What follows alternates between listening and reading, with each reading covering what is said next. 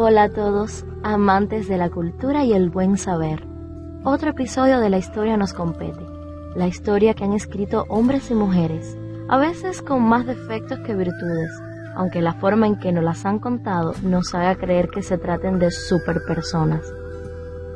En ocaso y caída de prácticamente todo el mundo, hoy leeremos el capítulo de Aníbal Barca.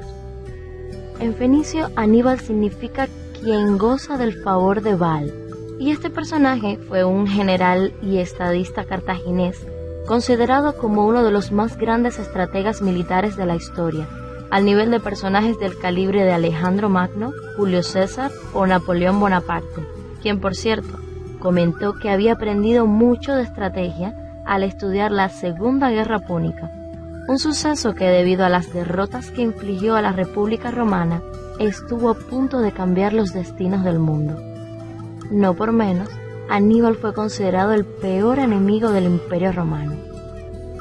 Ya sabemos que Will Cupey no se detiene mucho en esos detalles, ni tampoco levanta un pedestal a estos personajes, porque Cupey prefiere hablar de sus lados más controversiales. Vamos entonces a escuchar una biografía de Aníbal llena de fino sarcasmo y algunas sorpresas. Póngase a gusto. Allá vamos.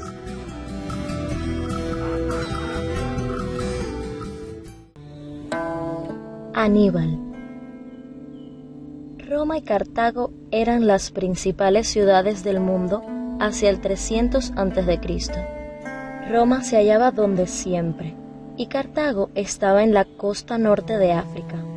Llevaban años siendo vecinos sin haber tenido una buena pelea, así que solo era cuestión de tiempo. Tenían ganas de hacer la primera, segunda y tercera guerras púnicas. Roma fue fundada en el año 753 a.C. por Rómulo, un niño que fue amamantado por una loba y protegido por un pájaro carpintero negro. Cartago había sido fundada cerca de un centenar de años antes por Elisa, hija de Mutus I, rey de Tiro. Posteriormente se la identificó como Dido, la mujer a la que tanto le gustaba Eneas. ¿En qué extraño mundo vivimos? Los romanos y cartagineses eran muy diferentes de carácter y temperamento. Los cartagineses no tenían ideales. Lo único que querían era dinero, hacer el gamberro y pasárselo bien. Los romanos eran serios y dignos. Llevaban una vida dura y frugal, y observaban las virtudes latinas tradicionales, gravitas, pietas, simplicitas y el adulterio. Los romanos eran una nación de personas hogareñas. Cuando se movían, solo era para ir a matar a otros italianos. En los primeros tiempos acabaron con los sabinos y los etruscos, y desde entonces conquistaron la mayor parte de Italia. Los romanos estaban preparados para cosas mejores, en especial en el aspecto financiero. Aunque eran demasiado educados para decirlo, les pareció que estaría bien poseer también la zona cartaginesa de Sicilia. Entretanto, los cartagineses se enriquecían cada vez más vendiendo telas, artículos de lana, tintes, artículos de vidrio, porcelanas, piezas en metal, artículos para el hogar, muebles y novedades por todo el Mediterráneo. Al principio empleaban un sistema de trueque, pero pronto descubrieron que no hay nada como el dinero. Habían aprendido casi todos sus trucos de sus padres, los fenicios, que fueron los comerciantes más hábiles de la antigüedad. Los marinos fenicios fueron los primeros en crear el intercambio con extranjeros, idea que pronto demostró su valor en todo el mundo. Hasta entonces no se le había ocurrido a nadie. Así que pronto hubo una guerra que duró 24 años, desde 265 a.C. hasta 241 a.C. Se la denominó la Primera Guerra Púnica, porque el adjetivo latino punicus deriva del nombre latino puni o poeni, fenicios. Cuando aquella guerra terminó, los romanos poseían la parte cartaginesa de Sicilia y daños por valor de $4 millones.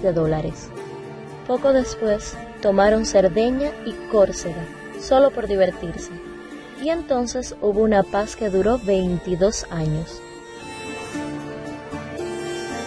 Esto nos lleva a Amílcar, el gran general cartaginés que tanto hizo para perder la Primera Guerra Púnica. Odiaba a muerte a los romanos, ya que le habían dejado aislado en lo alto de una montaña, en Sicilia, durante varios años y le habían obligado a hacer el ridículo. De nuevo en Cartago, reunió a su familia y odiaron a los romanos hasta casi explotar. Fue una tontería por su parte, pues el odio se refleja en la cara y la gente a la que odias sigue siendo tan horrible como siempre.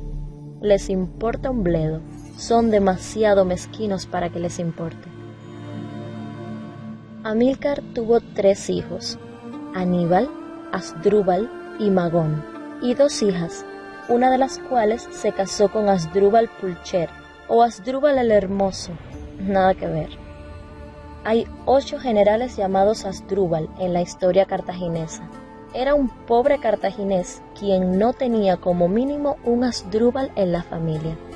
Al parecer creían que era una buena manera de conservar las cosas. No sé qué habrían hecho respecto a llamar Pullman a los coches.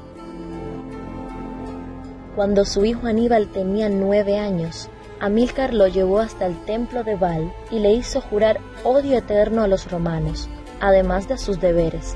El chiquillo ya tenía 2 arruguitas justo entre los ojos de tanto odiar a los romanos. Al final se convirtió en el odiador más destacado de la historia y en una masa de arrugas. Amílcar también habló a Aníbal de los elefantes y le dijo que había que tener muchos de estos animales para asustar al enemigo. Atribuía gran parte de su propio éxito a los elefantes y creía que habrían ganado la Primera Guerra Púnica si las cosas no se hubieran liado un poco, porque la guerra se había convertido en un asunto naval. Pero aun cuando la lucha fuera en tierra, los romanos no se asustaban tanto como se esperaba.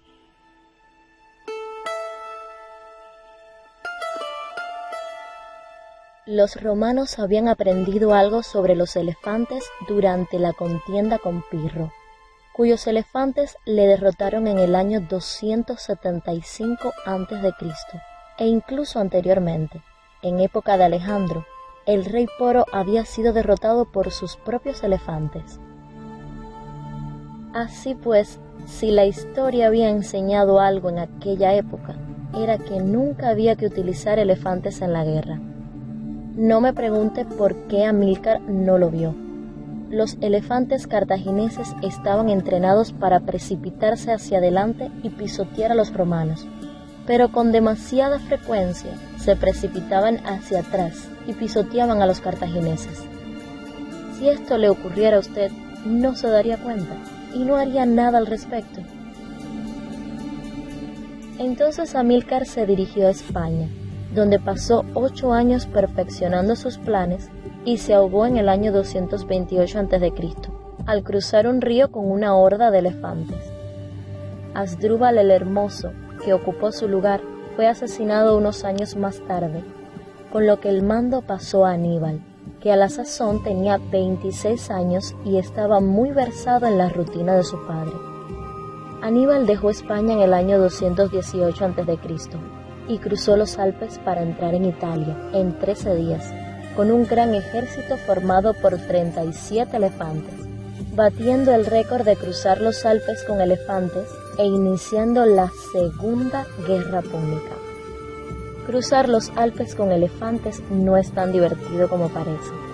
Los Alpes ya son difíciles de por sí, y los elefantes están extrañamente preparados para no cruzarlos. Si quiere pasar algo al otro lado de los Alpes, pruebe con las gamuzas. Están hechas para ello. Créanlo o no, todos los elefantes sobrevivieron al viaje, aunque casi la mitad de los soldados perecieron. Los historiadores señalan que Aníbal parecía insensible a la fatiga durante la horrible prueba. Tampoco se dio a la desesperación. Cada vez que un millar o así de sus hombres caía de un alpe, Él decía al resto que se animara, que los elefantes estaban perfectamente. Si alguien le hubiera dado un empujón en el momento oportuno, una gran cantidad de dolorosa historia se habría podido evitar. Lo que cuenta son las pequeñas cosas. El número de elefantes de Aníbal, 37. Dice Polibio que fue inscrito por el propio Aníbal de puño y letra en una placa de bronce en Italia. El mismo Polibio la leyó. Sin embargo, un historiador moderno ha dado la cifra de 40, quizá por una tendencia natural a tratar con números redondos. Los elefantes no vienen en números redondos. Se tiene un elefante, o 3, o 37. ¿Está claro, profesor? Aníbal esperaba conseguir más elefantes que había dejado en España con su hermano Asdrúbal, pero los romanos le cortaron la línea de suministro. Durante los 15 años que pasó en Italia, Aníbal nunca tuvo suficientes elefantes para sus necesidades. La mayor parte del grupo original sucumbió al clima y siempre estaba pidiendo a Cartago que le enviaran más, pero en casa eran un poco tacaños. Preguntaban si creía que estaban hechos de elefantes y qué había hecho con los que ya le habían mandado. A veces, cuando no tenía ni un elefante, se las apañaba para conseguir unos cuantos en alguna parte, hazaña que me sorprende y me llama la atención sobremanera. Igual que su padre antes que él, Aníbal no se daba cuenta de que avanzaba mucho más sin elefantes. No se nos ha dicho nada de ellos en la batalla del Tesino, y en Trevia solo había unos cuantos. El último murió antes de la batalla de Trasimeno, donde Aníbal liquidó a los romanos. Aníbal volvía a estar sin elefantes en Canas, la mayor de sus victorias en los 3 primeros años de su campaña italiana. ¿Qué estaba yo diciendo? Tengo una teoría acerca del fracaso de Aníbal en la conquista de Roma. Cuando tuvo la oportunidad después de Canas y de su extraña inactividad durante los siguientes 12 años, en los que se limitó a resistir y nada más. Esperaba algo. Su hermano Asdrúbal llegó a Italia con 10 elefantes en el año 207 a.C., pero se comportaron tan mal que tuvieron que matarlos ellos mismos y Aníbal nunca llegó a verlos. Al cabo de un tiempo, Cartago envió otros 40. Fueron enviados por error a Cerdeña. Así que Aníbal volvió a casa, donde podía coger lo que quería. En Zama, llevado a cabo el enfrentamiento final de la Segunda Guerra Púnica cerca de Cartago, en el año 203 a.C., al fin consiguió lo que quería. Colocó 80 elefantes en primera línea de batalla. Se volvieron hacia los cartagineses y Escipión el africano hizo el resto. Aníbal jamás tuvo éxito en sus esfuerzos por provocar otra guerra. Los cartagineses estaban hartos. Intentó interesar a Antíoco el Grande de Siria en un plan que incluía elefantes y fue obligado a huir de Cartago cuando los romanos exigían su persona. Entonces vagó por Asia durante años, hasta que por fin se refugió con Prusias, rey de Bitinia, el único amigo de verdad que tenía en el mundo. Un día descubrió que Prusias había avisado a los romanos para que fueran a cogerle. Tomó algo de veneno y murió a la edad de 64 años, 19 después de Zama. Si Aníbal fue o no verdaderamente un gran hombre o solo regular, que es mi opinión, debe decidirlo cada cual. Los romanos le acusaron de traición, de fe púnica, por arrastrarles constantemente a trampas y matarles. Ellos esperaban que actuara de acuerdo con las reglas de la guerra clásica, y les parecía que no podían confiar en él. No he tratado con mucho detalle sus virtudes militares, ya que resulta evidente que eran suficientes. Me he limitado a señalar lo que creo que fue una de sus debilidades como estratega y táctico, pero supongo que no servirá de nada. Algunas personas nunca aprenden. Aníbal no era un hombre detallista con las mujeres. Algunos dicen que tuvo una esposa en España. Si fue así, la mujer se perdió en la confusión y nadie ocupó su lugar. Al parecer, la muchacha adecuada nunca llegó. Esto es todo lo que sabemos de su vida privada. Sosilo, un historiador griego que lo acompañó durante toda su carrera militar, que comía y bebía con él y era compinche suyo, lo escribió todo para la posteridad, pero no tenía predisposición literaria y se permitió que su libro pereciera. Polibio dice que no era más que una colección de anécdotas de corral, solo hechos íntimos y vulgares que no merecían molestar a nadie con ellos. Ah, bien, podemos estar seguros al menos de que odió a los romanos hasta el día de su muerte, porque había prometido a su padre que lo haría, y probablemente creía a pies juntillas que todo aún podría salir bien si tuviera unos cuantos, usted ya sabe qué. Cuando Cartago volvió a ser próspera, los romanos la asediaron desde el año 149 a.C. hasta el 146 a.C. Finalmente rompieron el asedio, asesinaron a los habitantes, saquearon la ciudad, la arrasaron con fuego y plantaron hierba en su lugar. Me ha parecido que le gustaría saber cómo acabó todo.